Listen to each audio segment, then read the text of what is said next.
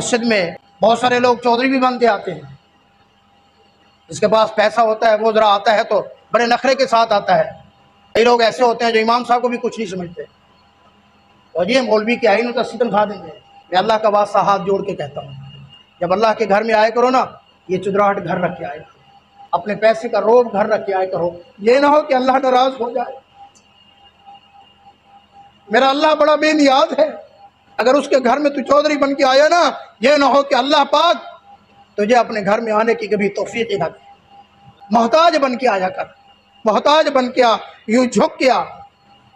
اللہ اکبر۔ ایک بندہ نا اعتراض کرنے لگا، جی میں آج کے بعد مسجد میں نہیں جاؤں گا، وہاں شور ہوتا ہے، یہ ہوتا ہے، یہ ہوتا ہے، یہ ہوتا، صفائی نہیں ہوتی۔